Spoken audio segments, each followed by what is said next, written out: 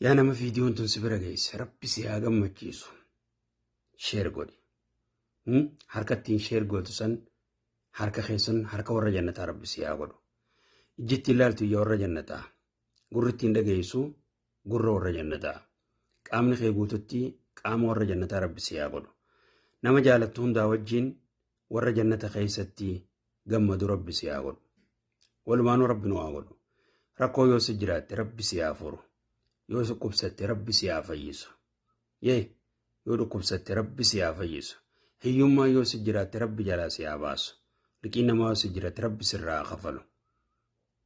Gabrummaan yoo si jiraatte rabbi gabrummaa jalaa najaa si haa baasu. Yoo mana hidhaa jiraatte rabbiin hidhaa sanirraa nagayaan ala si haa baasu. Bilisummaa rabbi siif haa kennu. Bakka jirtu rabbi si haa gammachiisu. Bakka deemtu rabbi si haa gammachiisu. Tajabaatte rabbi siif haa laaffisu. Tafagaatte rabbi siif haa dhiyeessu. Rabbi si haa qajeelchu. Siifillee rabbi haa qajeelchu. Diliiteetillee rabbi si haa araaramu. Sheer godhi. Yaa nama tokkummaa hawaasaa jaalattu. Sheer godhi.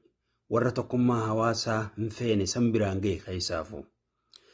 Warra gartee lubbuu namaa ajjeesu halaal godhatee akka waan salphaa tokko laalee namuma miskiina karaa deemu kana qabee nama kana ajjeesu itti roorrisu miidhu haqa namaa saamu warra kanaa kana biraan ga'e.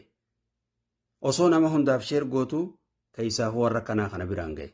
Rabbiin akka jiru subhaanahu wa ta'ala من أجل ذلك كتبنا على بني إسرائيل أنه من قتل نفسا بغير نفس أو فساد في الأرض. من أجل ذلك سببا قرتي إلمان آدم أبليا أكد برت قابلي في هابيل ولا جيتشو ساني سنرت ظلمي رت يجو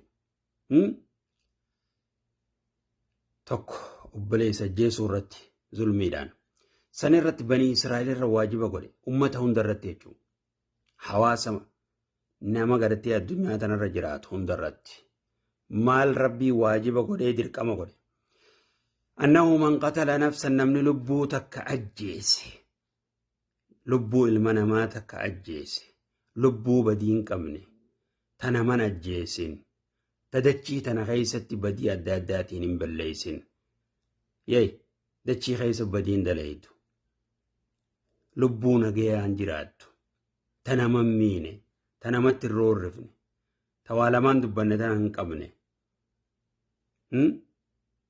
تماس صدفان مرتدين تندين الرادن دي من جدو. المهم أو فساد في الأرض تدتشي بالليسان جره لبونا جاي قبط نمني أجيسي فكأنما قتل الناس جميعا لبو تك نمني أجيسي بدي خيستي أكنما الدنيا تنرجل المنما خنا هندا أجيسيتي نما الدنيا تنرجل هندا أكنما أجيسيتي دلي نساء ميلال أتنما تقول جيفت دلين سرتي خطبمت سوني أكنما الدنيا تنرجل قوت تأجيسيتي إلا نمت تقول إيه أجيسي خبراتي سجيسو راف الرانديبو خراغو دتيجو ورنا مجيسو ربنا نقولين مالف ومن أحياها فالله خنا نمن لبوتك جراجسي قد وجلا باسي خيسي أفان دوار رجل تفاها تو ناچسي وباسي هاتو لبوتك نمن جراجسي لبوتك خجراجسي فكأنما أكوان نما قوتو جراجسيتي لبوتك خجراجسي أكنما قوتو المنما قوتو الدنيا رجلو جراجسيتي لبون سن jiraachuu isii tiisee halaakarraa najaa isii baasee fakkeenyaaf kaayisaa bishaan liqimsefaa bishaan keessa haa baasu haa ta'u isaa mana ibidditti qabatee mana keessa jiru faa haa ta'u keessaa baasu haa ta'u yookaan dhukkubsataa fuudhee mana yaalaa geessuun haa ta'u almuhim yookaan ajjeechaa nama waan san ajjeesuu deemurraa dhoorkee jalaa baasee jiraachisuu haa ta'u namni lubbuu takka jiraachise ajiriin isaa akka nama aalama guutuu jiraachiseeti. akkuma namni lubbuu takka ajjeese nama gartee addunyaa guutuu ajjeese sanii jechuudha. Dilii keessatti. Obboleessa kiyya qaalii obboleetti kiyya qaalii. Dhiiga namaa gannaquun dhiigni namaa kabajaa guddaa qaba Rabbi biratti. Dhiiga namaa lubbuu takka itti fiiganii dhawanii ajjeesanii dhiiga gannaquun lubbuu namaa takka ajjeesuun akka nama aalama guutuu ajjeeseeti. Ilmi namaa gatii qaba. Jiraachuuf gatii qaba. Lubbuu namaa tiisuu wanni nurra jiru ilmi namaa hundi kan nagaan jiraatu nama hundarraa wanni jiru jechuudha. Waan jireenya ilma namaa kana nagaan jiraachuu dhoorkaarraa eeyni namni hundi kan nagaan jiraatu godhuudha malee lubbuu namaa takka ajjeesuun dhoorka. Akka nama addunyaa guutuu ajjeeseeti jechuudha. Meelaal akka waan salphaa takkatti lubbuu namaa takka qabdee ajjeefta. Lubbuu takka ugaa ajjeefte diliin isii kana jechuudha. Lubbuu takka ajjeesuun akka nama aalama guutuu ajjeeseeti. Lubbuu takka jiraachisuun akka nama aalama guutuu jiraachiseeti. Walii ilaalladhu jechuudha. Walii ilaalladhu. Obboleessa kiyya, obboleettii tiyya. Lubbuu nama tolatti ooli. Jiraachisuu yaadi. Gargaaruuf yaali. Nama karaa deemu keessaafuu yaa warra biyyarraa baatan.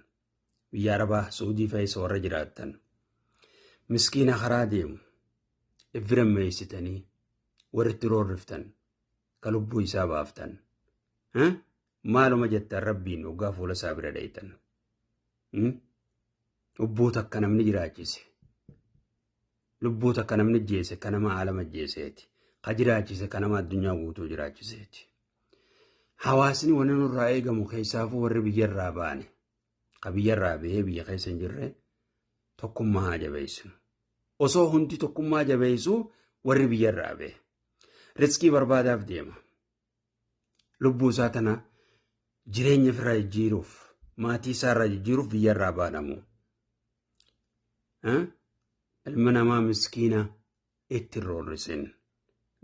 Wal gargaarree wal biraa dhaabbannu lamaan wal didee haa walitti araarsinu. Wanni nurraa eegamu kana keessaafuu yaa ilmaan islaamaa Rabbi sodaadha. Nama ajjeesuun wallaahi diliin isii dilii guddoodha.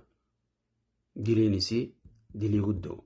Keessaafuu ayata biraatti maal jaa Rabbi subhaanahu wa ta'ala namni muumina tokko ajjeese beekaa namni muumina tokko ajjeese ibidda keessatti waaraa jaa. Dubbiin salphaan seen lubbuu ilma namaa dachii balleessu jaamaa bara. Dachii balleessu. Badii meeqa walitti qabatte maati?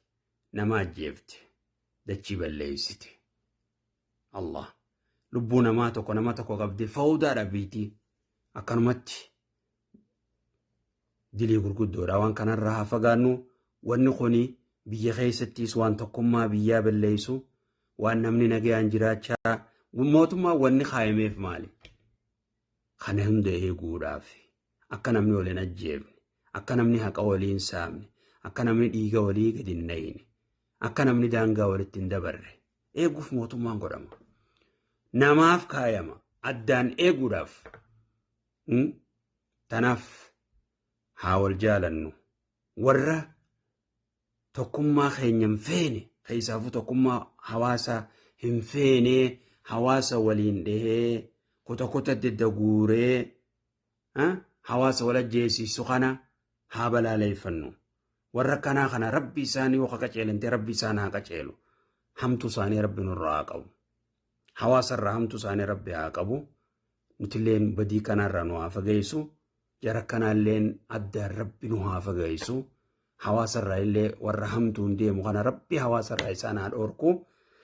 هذا والله تعالى أعلم وصلى الله وسلم على نبينا محمد وعلى آله وصحبه أجمعين.